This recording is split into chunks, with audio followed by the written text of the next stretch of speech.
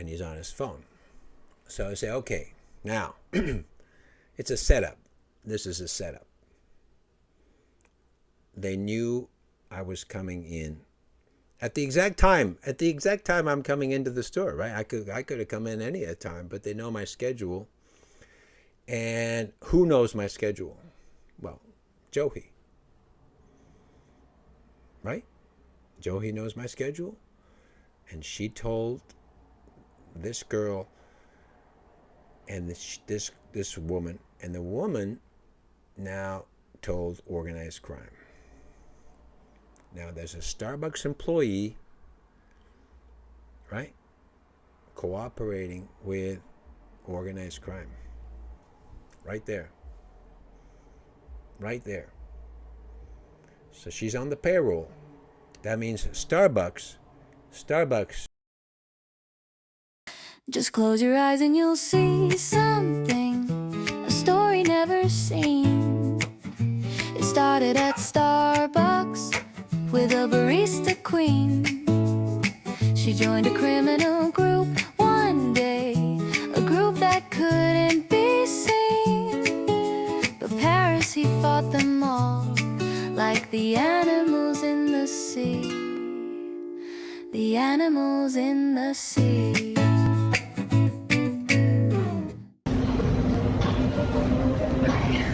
Here it goes.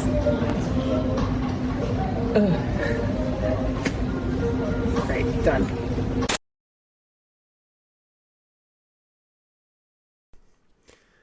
As we started the podcast, I did not know how long it would last, other than to say it would continue until things stopped, until the harassment stopped, until the threats stopped, until people are apprehended, whatever. Obviously, nothing has stopped. Nothing has stopped. There's no conclusion. There's no resolution. There's no way I can ever get closure. So the podcast continues. Yes, another successful podcast. And that's how you launch a podcast. You put the premise, we're going to do everything to stop this thing, and it won't stop. Which gives me, what it says is it gives me a lot to talk about. I love to talk. Obviously, if you're familiar with me or my work, I would rather talk about other stuff which is more enlightening. There's so much to talk about. I don't know how many episodes we're going to do, but probably quite a bit at this rate. So I'm trying to break down the episodes into key components, rather than just give you just a huge amount of information. Let's break it down into components. So the component today has to do with how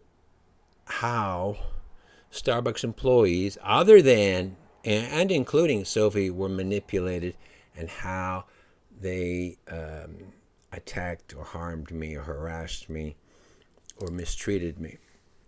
So today we're going to talk about Michelle Le, and some of these names maybe they've changed or they're wrong. Joey Burns,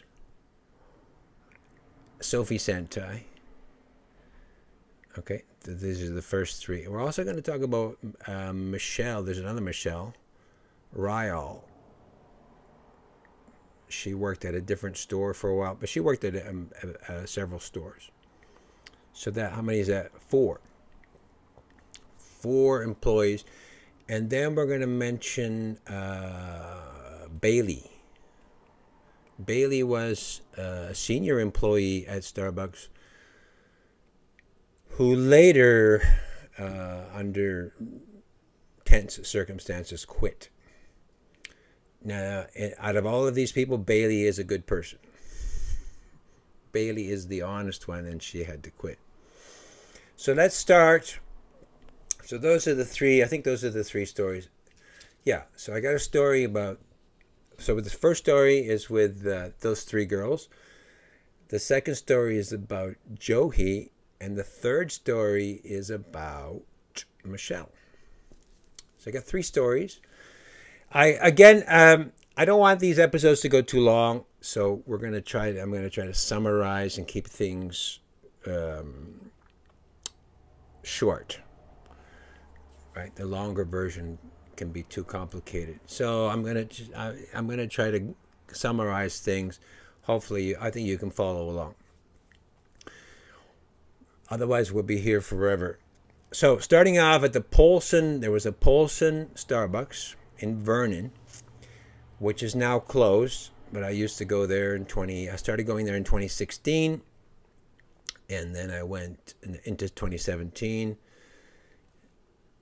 And then there was another new store that opened, Highway 97, that opened in late 2017. And I went to that store because it's a bigger store, later hours. The Polson store, I went there often. I went there regularly. I was going almost every day. I would say at least 5 days a week. Sometimes I went to a different branch. But it was the closest to my house. So I went there, and it was pretty straight, lots of parking. And I knew the girls. I knew the baristas. They knew what I did. They knew all about me, and it was very congenial, collegial. Again, in the beginning, everything was very collegial. Everyone was very friendly. But when Andy, right, and Brian got their claws into these baristas, and his associates and members of his criminal organization got into these young people, that's when things went upside down.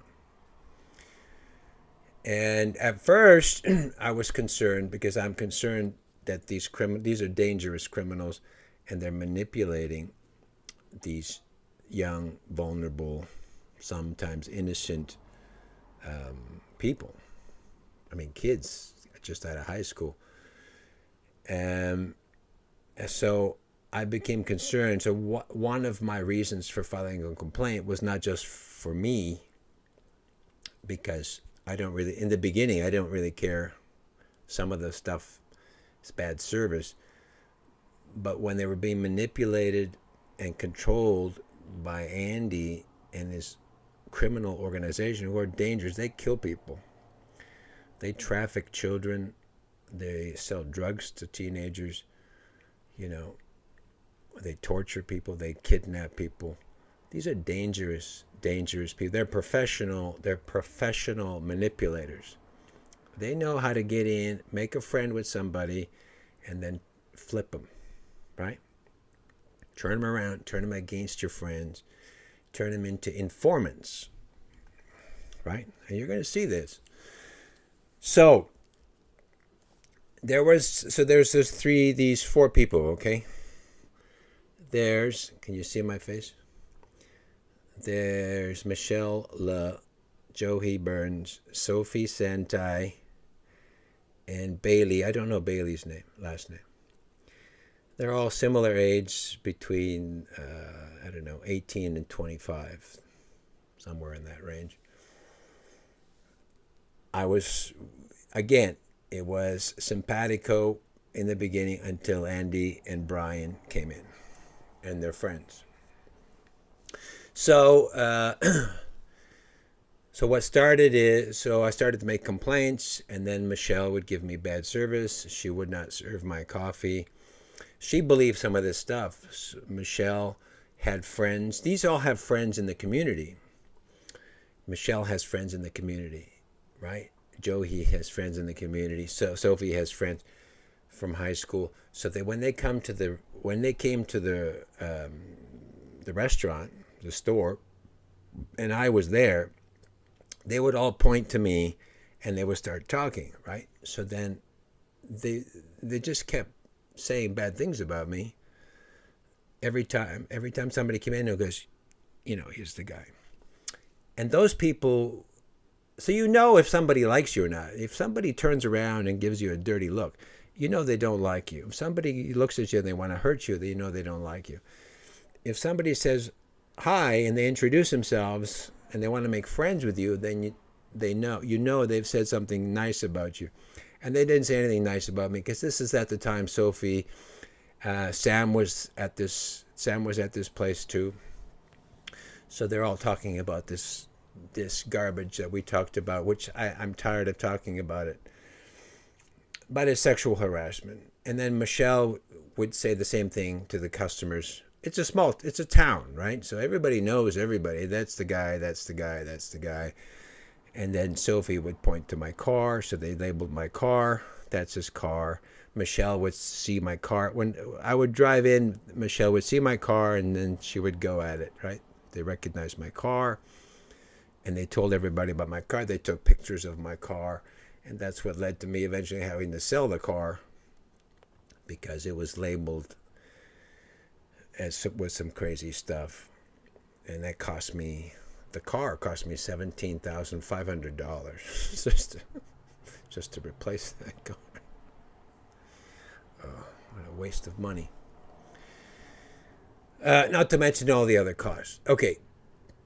So Michelle, at some point, right, because I'm filing complaints, and I'm talking to Kate Parker. You know, Michelle's serving me cold coffee. Michelle's talking about me. Sophie's saying bad things about me. So every time there's a complaint, then Parker comes in and she looks at it, and she has to talk to these girls who all deny everything. But now they're pissed off at me, so they retaliate, right? This is expected. They retaliate, so they serve me bad coffee. They take my order, and they don't make my order. You know, you make an order. I pay for my coffee. I just usually have a tall coffee. I pay for my coffee, and then I sit down, and I'm busy writing, and half an hour later, there's no coffee, so I have to go see where's my coffee. Then they say, oh, we haven't made it yet. Oh, we were out of coffee. We have to make a new pot. So, right? So it takes like 45 minutes to get a cup of coffee.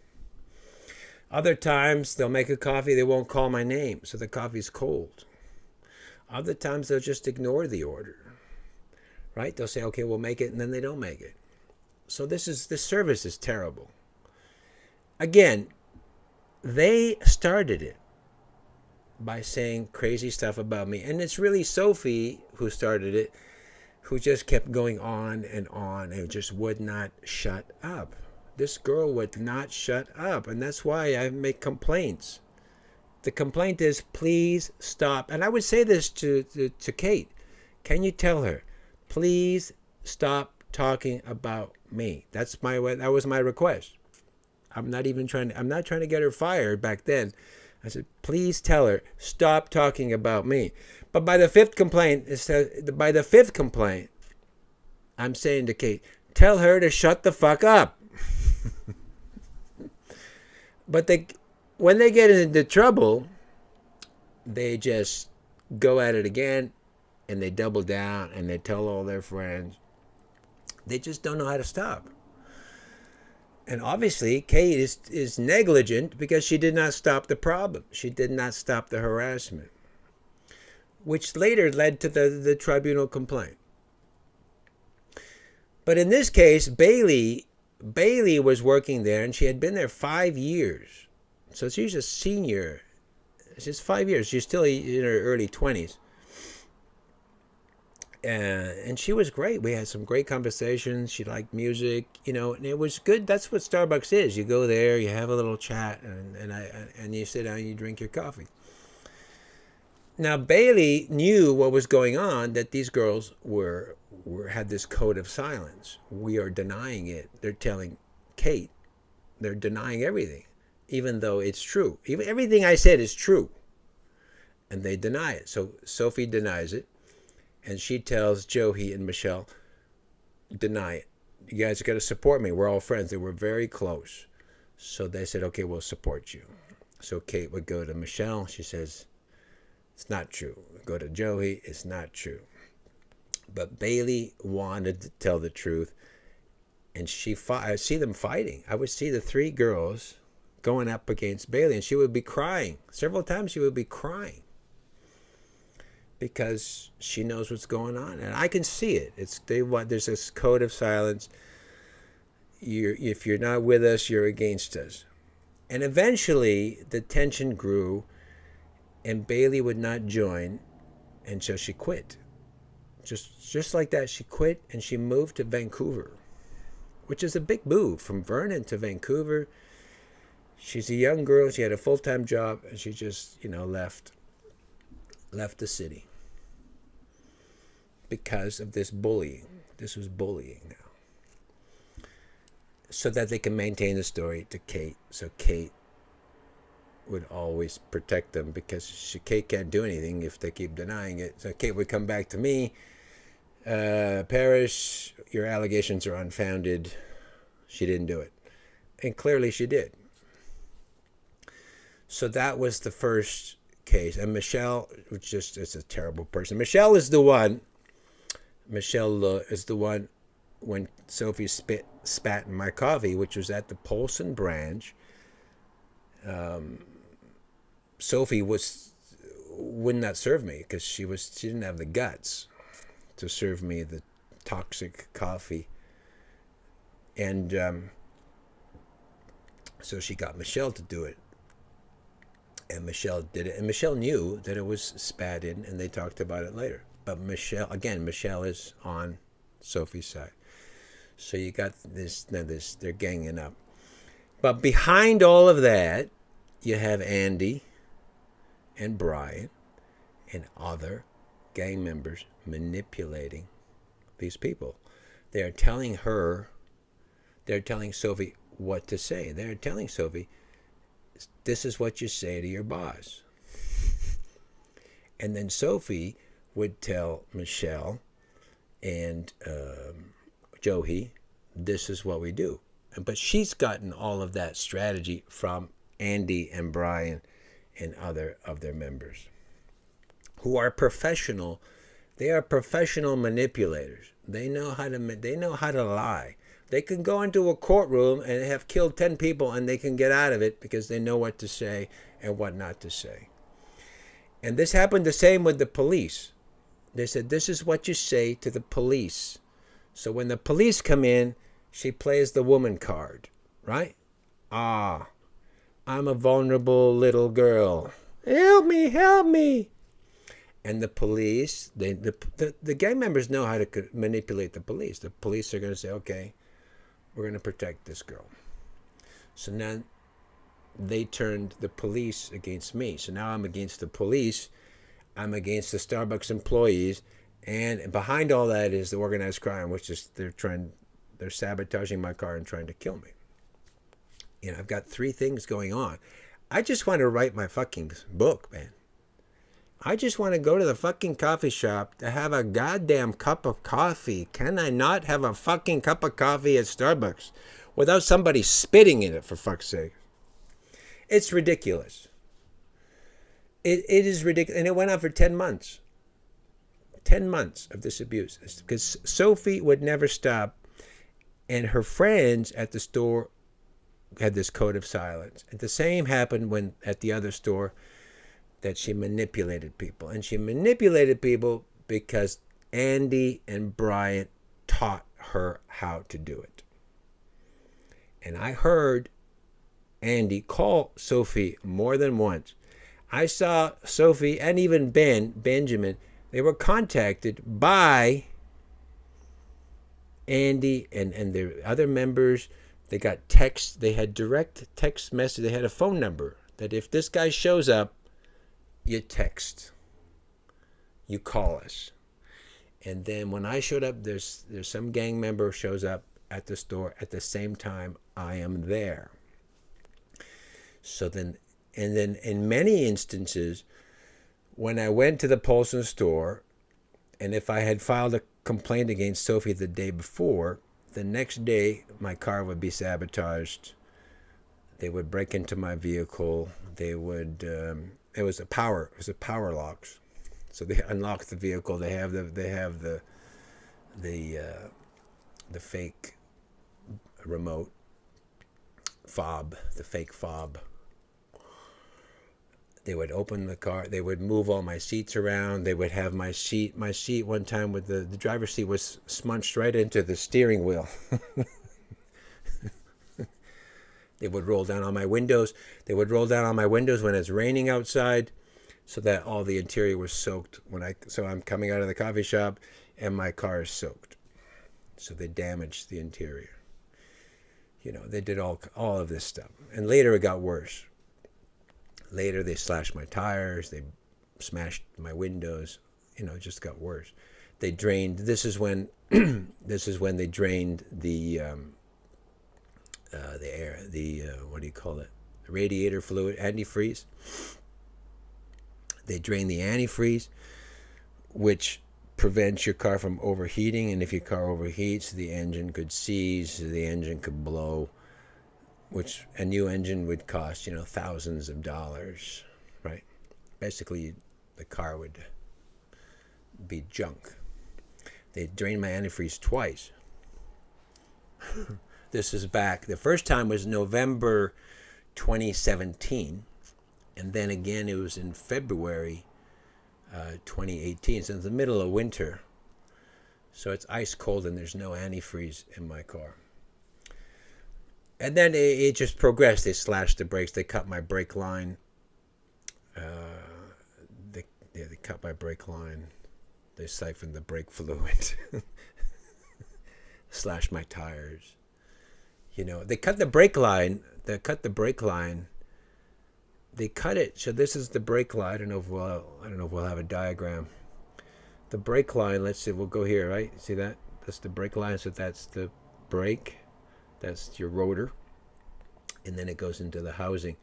They cut it right here at the housing. So you can't see it. And if you look under, you can't see it. And it was cut. And I saw it was cut. And then luckily, it was cut. It was a perfect, like a knife cut it. And luckily, I was at the dealership, and they were doing some work on the coolant, and they said, "Did you know that your brake line is cut?" And it's extremely dangerous because when you step on the brakes, right? There's a lot of pressure. There's a brake booster. There's a power booster that shoots out the brake fluid at a high rate, like a massive pressure. Because you got a 6,000-pound vehicle, you're going 100 kilometers an hour. You got to stop this thing on a couple of rotors.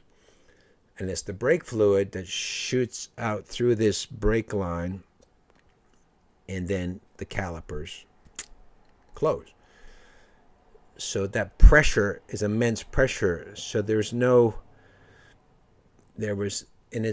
lines are insulated. There was no insulation on that slice. So that could have blown at any time. The shop says, "You're lucky to be alive." Because I'm going on, this time I had to go to Kelowna, to the shop, to the dealer. So the Kelowna there's a highway. It's like, there's a mountainous highway, and you're going 190 kilometers an hour, which is 70 miles an hour, right? 80 miles an hour. And as a 6,000-pound vehicle, you're going, down. That's a lot of opportunity to die. Anyway, so that was an issue. So you see how complex it is, because I'm just trying to stop the behavior. Then they not only retaliate, but they're getting manipulated, right, by these professional criminals. And then they're subverting. Then they have this code of silence, which comes right from the gangs. Gangs, they use a code of silence. Nobody says nothing, right? And then it just keeps going, and it keeps escalating, but that's not enough. So then they start sabotaging your vehicle so that you don't complain anymore, right? Starbucks then says, this guy's complaining a lot. He's the problem. Let's kick him out. I'm getting I'm trying to stop the attacks, and I can't. It's an impossible situation because these people they're sick. As I've said, I've spent a whole video, spent an whole episode talking about this sickness. You can't stop it. I'm trying to be reasonable. Please stop. And it just can't, you know. So that was the case with that. So Bailey quit. So my only ally, she's gone. But she told me some things before she left, and that confirmed what was happening. And I tried to explain all of this to Kate Parker, who just didn't understand it. She said, there's no such thing as gang members, and my staff are not talking to gang members, and my staff deny everything. So that became another issue. Now I'm fighting with Starbucks, and it's because of Sophie. Sophie, she destroyed my relationship with Starbucks. But then Starbucks did it was negligent. So it's a good thing, because Starbucks is a negligent company. Absolutely. So that was the instance at Polson. But there was another incident at Polson, which leads me to the second story. There's 3 stories. The second story has to do with Johi. Johi was a young girl. I did not know her well, but the service was always pretty good. She seems like a nice person. But now we move this story forward. There was one day I went to the Polson branch at my usual time, whatever it was, 5:30 or 6 o'clock. And I went in, and Johi is the barista. It's a small store, so Johi's behind the counter, and there's a table right across from there, and there's a woman there, and she's looking very nervous. She's probably middle-aged. I don't know her. She's looking very nervous. So Johi sees me. She gives the woman a look, and then the woman looks at me, and she's worried. She's like, right? And then they look at each other, and they're both worried, because my interpretation is they're waiting for me. They're waiting. What are they waiting for? So I go in, and I go around the corner, and I see at the back of the store, the last table, there's a guy sitting there on his mobile phone. And he looks like a gang member. He looks like one of Andy's friends. It's the classic. He looks like a classic gang member. Right? He's late 30s, big guy, and he's on his phone. So I say, okay, now it's a setup. This is a setup. They knew I was coming in at the exact time I'm coming into the store, right? I could have come in any time, but they know my schedule. And who knows my schedule? Well, Johi. Right? Johi knows my schedule. And she told this girl and this woman, and the woman now told organized crime. Now, there's a Starbucks employee, right, cooperating with organized crime. Right there. Right there. So she's on the payroll. That means Starbucks is cooperating with organized crime, because she's working for Starbucks. Now, they're telling organized crime when I come to the store. And Sophie would do this also. And she's as an employee. You're getting paid. So Starbucks is not only being used as a platform to spread hate, right? Telling all the customers that I'm a bad person and demonizing me and my vehicle and destroying my life. But you have these people now are helping organized crime to target me and to threaten me. And it's obviously intimidation. It's intimidation. This guy showing up is intimidation. It's also criminal harassment with the number of times, because I'm giving you this example, but it's hundreds. I would say over 500 examples, because they would show up every day. And we'll talk about one more story after this. They showed up all the time. So I get my coffee. Now these girls are scared. Okay, they're scared. And this guy's in the back. He's calm. He's calm. He's done this before. I'm sure he's hurt a lot of people. He does what he does. So I grab my coffee, and then at the end behind this guy is where you get the cream and the sugar. So I have to pass this guy to put cream and sugar in my coffee. Now I'm trying to stay calm because I've been dealing with this stuff. It keeps escalating. I've communicated this to the RCMP who want to arrest me. I've communicated this to Parker, who doesn't believe anything I'm saying, thinks I'm a misogynist.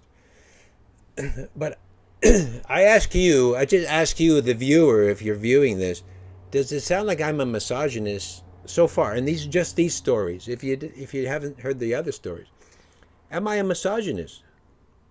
I've done anything to these people. They just keep going.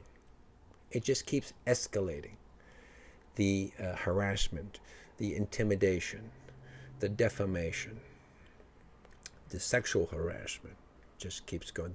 The terrible service. That's why I made the complaints. So I walked back there. Now, at that time, I think I'd written a blog about the situation. And in one of the blogs, I said that these guys, they use Snapchat. Because I've seen them. Again, this is one incident. There's hundreds of them. So they would use Snapchat. And in the blog, I said they use Snapchat. So when I walk by the table, right, the guy doesn't look at me. He's just looking down. He's looking down. And his phone, I don't know if we can show you. The phone is it's flat on the table. Right? And he's not looking up. And the face of the phone has the Snapchat logo. Right? So recently I'd written a blog talking about they use Snapchat. So these guys, they're reading the blogs, they're watching the videos, they're talking to these girls who tell him he comes in at 6 and he orders a tall coffee. And he sits over here, and he's here for a couple hours. They got all this information. He drives the white vehicle, right? They've got it all. And that's how they, it's organized crime. It's organized. They share information. This is how he looks. This is what he looks like. This is what he does. This is what he wears. This is what he says, right? They follow my conversation. I should talk about that at some point. They would study, they would have a guy there studying how I talk, I would engage the baristas. And then they would tell Sophie, next time he comes here and he starts talking to you, say this and say this, how to interrupt my natural conversation. So I would go to the coffee shop, I'd say, hi, how's the weather? And then she would say something completely offensive or stupid. And then I would say something else that might be funny and she wouldn't laugh. Right? Because now she believes she's being manipulated by me. Because that's what Andy and his friends, right? Because they've been studying the way I talk. Just like later, the police study the way they're studying exactly what I'm saying. I'm just acting normal. There's no fucking bad intention at all. But again, these are paranoid, delusional people. Okay, so now Sophie's like, whoa. She would be like, before she was friendly, hi Paris, how are you? Now it's like, what do you want? Okay, anything else? Meanwhile, I'm making a joke or I'm saying, gee, it's raining really heavy outside. Yeah, it's rain. What do you want? Right? She's completely changed. Her behavior, her demeanor is completely gone, and that was further breakdown. Again, she's being manipulated. Again, I've tried to communicate this to every other party, and nobody can figure it out. So where was I? Oh, so I walked by the guy. He's got Snapchat. So he's one of the gang members. He's shown up. It's intimidation. The guy is there to intimidate. He didn't say anything. He didn't order anything. He didn't drink anything. He was not drinking. He just had his phone there. It says Snapchat. And he's just sitting there. And these two girls, they're afraid. So I have to deal with that, right? So I want to do my writing. I got my writing. These people are threatening to kill me. I got the baristas. They're betraying me. This is betrayal. You're telling. Why are you talking about me? Why are you telling these criminals when I come to the coffee shop? You're trying to get me killed, right? Why are you lying to your boss when she's after the complaint? So it's a problem that cannot be solved because you're dealing. It's not because of Sophie. It's because she's now being manipulated by Andy and Brian and other members who are telling her, okay, if he comes to the coffee shop, this is what you say. This is what you do. Text us. Give us a call. We'll send somebody there. Because at some point she would say, what if he does something? What if he hurts me? And says, don't worry, we're going to have somebody there in 5 minutes. We'll take care of him. Right? So now they've got her. You understand? Now that she believes that maybe I'll do something. Right? Because sometimes, you're pissing me off. So now she's concerned. But then Andy says, we will protect you. Right? Andy caused the whole problem. Andy caused the problem, and now he's saying we're going to protect you from a problem, from the danger that doesn't even exist. So she's completely manipulated. Do you guys understand that? I was completely simpatico. It's just a coffee shop. I go there and I talk, and then I sit and drink my coffee. There's no issue. There's no threat. There's no malintent. There's nothing. Unless you don't like the way I talk. But there's no malintent. Now, Andy says, and Brian, there is malintent. This guy's evil. He's a serial killer. He's a pedo. He's a pervert. He's a creep. He's going to hurt you. And he says, don't worry, we'll protect you from the threat that doesn't even exist. Now she's like, okay, now she trusts. Now she trusts the organized crime. Now, whatever they tell her, she's probably also afraid of them, right? Some of these guys, they look pretty dangerous. She's also afraid, but now she feels safe. She says, the police won't help you. Listen to us. We'll take care of it. We do this all the time, right? Now they're all, and then she would go, okay. And then she would tell all her colleagues. So that was that incident. But that incident, there's many of those. There's many people showed up. Just intimidation after intimidation after intimidation, to the point of criminal harassment, which I've reported. Again, I've reported to the police. I've reported to Starbucks. I've reported in the tribunal complaint. I have mentioned all of this stuff, which they completely ignored. In fact, in the tribunal complaint, I filed a number of amendments. They said this is too much information. They said, Mr. Tosin, you have too much information. So we're stopping. We're banning you from further. They banned me from further submitting amendments. They allowed me to summarize 3 of my last amendments, and just to highlight the fine points, which they completely ignored anyways. It's hundreds of pages of evidence, right? And at the end, it just says didn't happen. So the question is, assuming I'm telling the truth, right? Assuming I'm telling at least a close interpretation of the truth of what happened, am I a misogynist? Is it me, right? Is it me? Am I a misogynist? Okay, last story. Moving forward, there's the Village Green Mall. It's called. There was a Starbucks in the mall, right up front.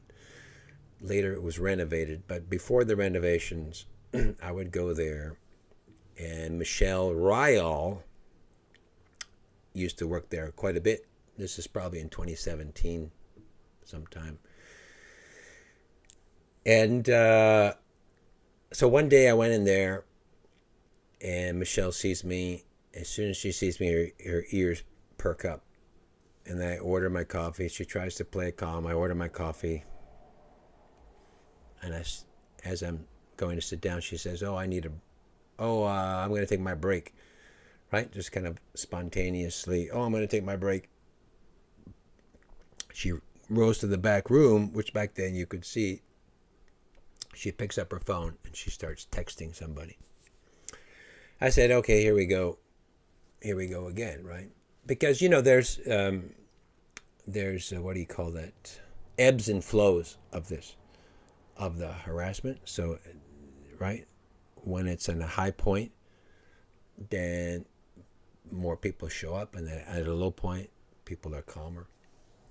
So this was at a high point, right? So they're ready for some business. So I sit down within about 10 minutes, and I'm clocking it. This has happened so many times, right? I've watched the Starbucks employees contacting organized crime by text, okay, which is against the law. It's also harassment. They'd show up.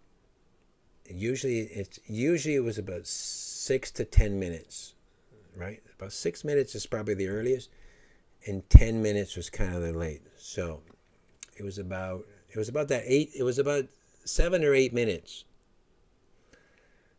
2 people showed up. Clearly the guy was a gangster. He's kind of like a big upper body, young guy, maybe, I don't know how old, maybe 30. Big upper body, muscular, right? They're all kind of like beefy. But he had that kind of that twitchy attitude, overconfidence. It's like he's on cocaine or something.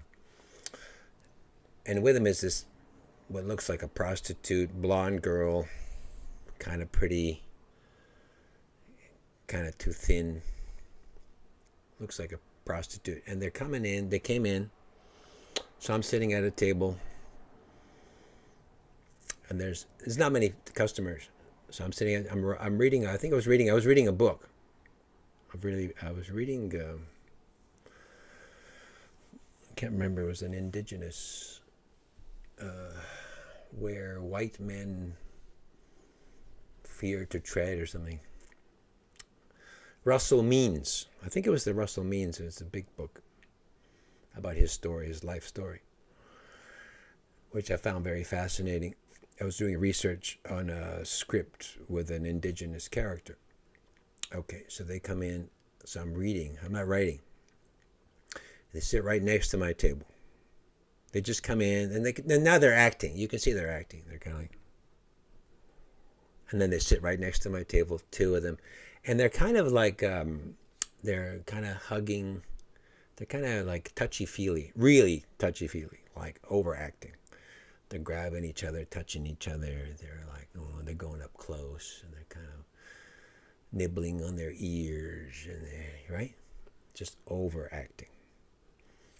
And they sat there, and I'm reading my book. And then every once in a while, which is interesting, they'd be like, every once in a while they both look at me.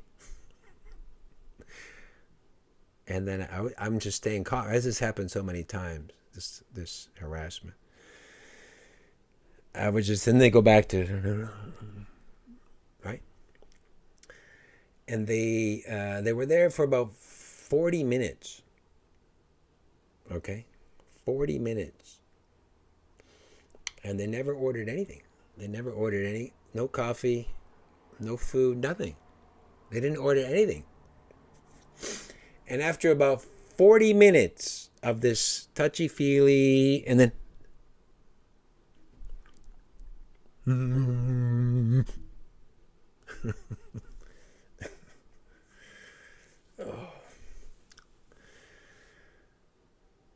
the guy kind of gets up and he goes into the bathroom. And he's there for 15 minutes. Right? And it's not because he's constipated. Because he's texting what they would do, they used to, what the old pattern was until I exposed it. They go there and he's texting 15 minutes. Who is he texting? I'll give you 3 guesses. I will give you 3 guesses to who is he texting. And the answer starts with an A. Okay? That's who he's texting. 15 minutes later, he comes out, doesn't even flush the toilet, doesn't wash his hands because he never went to the bathroom. This blonde prostitute is sitting there like an idiot because she doesn't know what to do. She doesn't know how to act. She's got nothing to eat, nothing to read, right? She doesn't want to look at me, so she's kind of like she's uncomfortable for 15 minutes. He comes out and he sits down and they start. It's still touchy feely, but not as much, right? It's kind of now they're just going through the motions, just to kind of pick up where they left off. And they still look at me once in a while. And then about another 10 minutes, right? It's like they're waiting for something. Maybe I'm going to do something, right?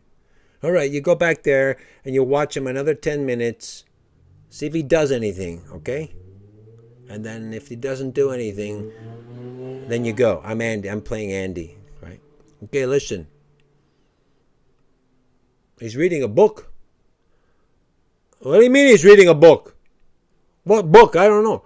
What book? I don't know. He's reading a book? Is he doing anything? No, he's reading a book. Okay, you go back there. Okay? Play calm. Watch him for another 10 minutes. If he doesn't do anything, okay, you leave. But if he does something, I want you to take care of business. You let me know. We're going to be there. I'll have somebody there. Right? This is Andy. I'm playing Andy. If he fucking does anything, you text, we are there in 2 minutes. I'm reading a fucking book. So after 10 minutes, they stop the lovey-dovey fake acting. They stand up. They give me a look, right? They go.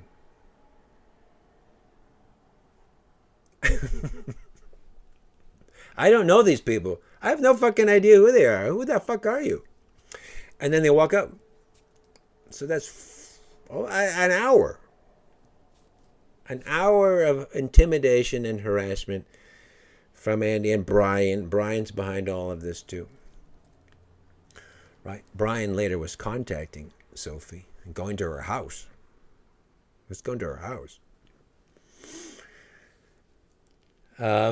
But what you have here is another case where you have Michelle now, who was on duty at Starbucks as an employee who's contacting organized crime to harass me, intimidate me. That's cooperating with organized crime to harass, which is against the law. That is against the law. 467.11. That's against the law. It's also should be against company policy to harass the fucking customer. It should be against a company policy. And Miss Parker, who's the district manager, should be able to do something about it and not to believe the liars and to believe the customer who's being harassed. That's an hour of fucking harassment. And that happened so many times, hundreds and hundreds. I counted hundreds, over 500 times at Starbucks. More than that. Sometimes it was every day. Sometimes it was every day and in different stores because the Starbucks employee would contact these people. Whether it was Sophie or Ben or Johi or Michelle, or there's another woman, Power was another. There's lots of these. That's why they're listed in the complaint. There's 39 employees. Half of them are contacting organized crime, and then they're manipulating the other half.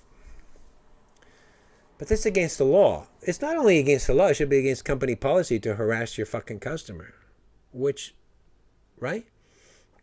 And to sexually harass your customer, to harass the customer, to put your customer in danger, to tell organized crime that this guy's here, so where to find him. They could kill you, right? The guy can come with a fucking gun and kill.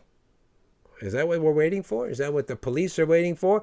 Because I think that's what the police are waiting for, because I called the police, because I was concerned. I called the fucking police. I told them the story. They didn't believe me. To this day, they don't believe me. To this day, they don't. I am pretty sure they're watching some of these episodes. I don't know what they think, but I at this point, I really don't care. Because these episodes are for you, the public. I've told Starbucks, they called me a misogynist and kicked me out. I told the police, they said I'm crazy and they threatened to arrest me. Now I'm under surveillance. I told the tribunal, they called me a misogynist, said I made everything up and nothing happened. So the case was dismissed. So now what I'm saying is all of that, I've took every reasonable action to deal with the situation in a lawful manner, in a calm, intelligent manner, despite the immense threat and stress and danger to my life. That all failed. So now, and it's cost me over $100,000. And counting. They slashed my tires in March. That's another $1,000, which I don't have. So now I had to take those tires off. So now, right, the podcast is for me to tell the public the story and have the story public and have the public interpret and to determine if I'm a misogynist, if I deserve to be harassed and threatened, if I deserve to be put under surveillance, if I'm a bad person, or does it matter if I'm just a normal fucking person who's been, demonized, right? Because everybody's different, for fuck's sakes. I don't think Sophie has the standard, because she's a terrible fucking person. Sophie is she's a rotten person. She is not the standard. And I don't think Starbucks is in a position to determine who is a good person, who should be harassed or not harassed. And my one of my concerns was that Starbucks, which is a huge corporation, so it has a huge presence, right? It has a reputation. It's used as a platform to attack people. Because if Sophie was on the street, let's say she's on the street and she's saying bad things about me on the street, people would say she's a nut, right? Nobody would listen to her. But you make her a Starbucks employee and she's protected by Starbucks management, it's like an echo chamber, right? It's like, right? It's basically Starbucks. It's Starbucks saying, I'm a bad person. Right? And that's why I took it to the next level, which is to go the tribunal. Looking back, I should have went to court and sued them for defamation. But again, I tried to be reasonable. Maybe I'm Canadian. We try to be reasonable. We try to be nice. If I was American, I would have taken them to court and gotten millions of dollars from them for calling me a fucking pedophile for no fucking reason. And maybe that will happen one day. But anyway, the story is these people just don't stop. And they're cooperating with organized crime. And that is a crime. When you cooperate with organized crime, if you enhance the activities of organized crime in any way, even if at the end you don't enhance the activities of organized crime, but you're cooperating with them, that's a crime. That's 467.11 in the Criminal Code of Canada. By the same token, Andy and Brian and all their friends coercing, coaching, instructing Starbucks employees to commit a crime, to harass me, to intimidate me, to destroy my reputation, to financially sabotage me, to get me fired, right? To get me evicted.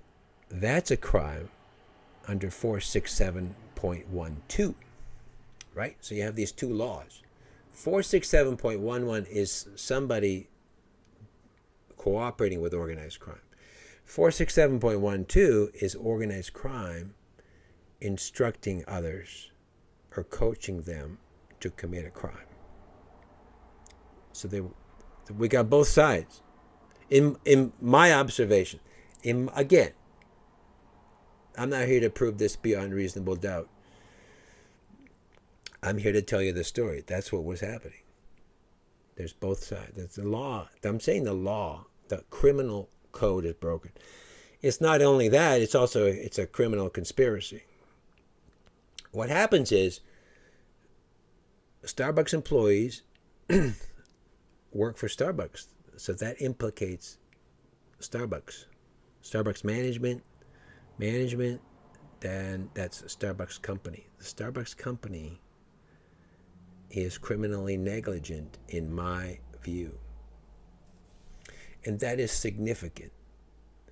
It is significant. And it should be investigated. The fact that it was not investigated by the RCMP or other police, the fact that it was completely ignored, the fact that I was blamed, the fact that I was put under surveillance, the fact that I was investigated, it just shows you that the police, they're either very stupid or they're corrupt, because they're going to organized crime and says, this guy says you're bothering him. This is, no, we're not. He's the problem. Look at this evidence we got. Look at this video we got when we broke into his house. Oh, that's interesting. Then they come after me. But now they're being manipulated by organized crime. Right? Because that's where they get the video from break-ins, which is a crime. That's another story. We're not going to get to that. The story is here. The question I will leave you. Okay, the question is, am I a misogynist? Okay. The second question is, even I was a misogynist, which I'm not, do I deserve all of this harassment that my life put in danger, under threat, under investigation, under surveillance, and to cost me well over $100,000? Even if I was a misogynist, even if I was a guy I didn't like women, which is completely stupid, which is absurd. Even if I was, because that's basically the only bad thing they've said about me, because I've not done anything. I've not done anything to anybody. But let's say that the argument is Starbucks believes that, which is documented. The tribunal believes that, which is documented. And the RCMP believes that, which is documented. Among other things. Right? They think I make things up. Am I making things up? Did you think I made these stories up? Do you think I made these stories up? Do you think I would spend all this time to make all these stories up? That I would go to spend 5 years at the tribunal with a fake story? Right? That's the question I want to ask you. Those are the questions. Here it goes. Ugh.